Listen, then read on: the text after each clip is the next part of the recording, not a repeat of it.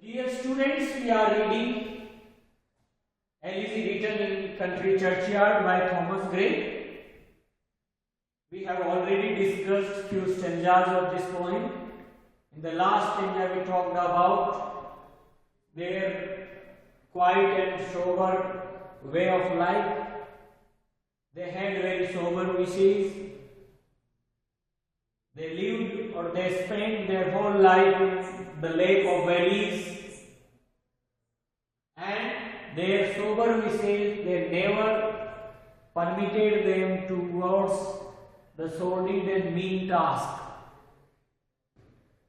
So in this stanza, what the poet says, yet even these bones from insult to protect, some frail memorial still erected die, with uncouth rhyme and shapeless sculpture decayed,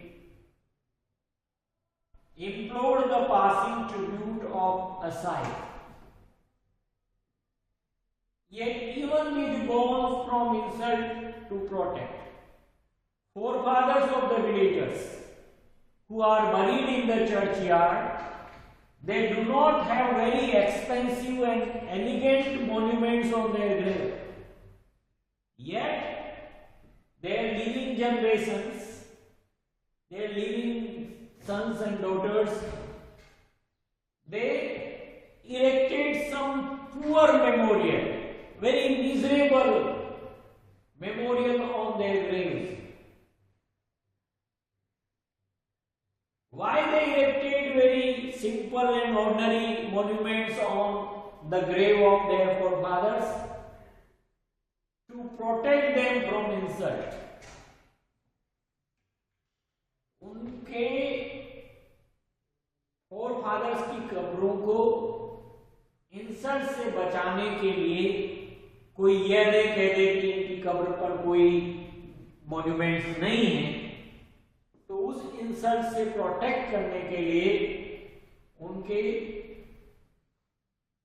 उनकी संतानों ने उनकी कब्रों पर कुछ बहुत ही दयनीय, बहुत ही पुअर मेमोरियल कंस्ट्रक्ट किए हैं उनकी कब्र के ऊपर या उनकी कब्र के पास. So yet even these bones, the bones of the forefathers of the villagers, even these bones from insult to protect the bones of forefathers of the villagers from insult, their living generation, they have erected or constructed some poor monuments on their graves or near the grave. So even these bones from insult to protect, some frail means poor, memorial still erected. Erected means constructed. Die means near the grave. So to protect the bones of the forefathers of the villagers from insult, their living generation have erected or constructed some poor monuments on their graves with uncouth rhyme. With uncouth rhyme is very awkward verses, not sober or elegant language or elegant rhyme, because the people who wrote lines on their grave, they were not very much educated, rather you can say them, they were illiterate. So they have written some lines of poems or rhyme in awkward manner. So with uncouth rhyme and shapeless sculpture decayed and decorated, and on their graves awkward verses and shapeless sculptures are decorated by the illiterate poets of the village, because they were poor, they were innocent, they lived in the village.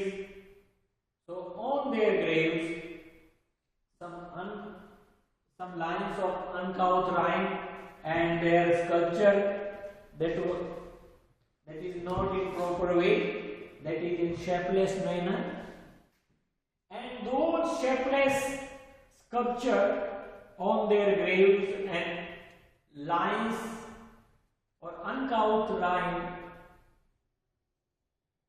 they request the passing tribute of sign.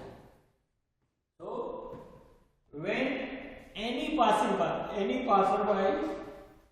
he passes near those graves of the forefathers of the villagers, which are in very miserable and poor condition.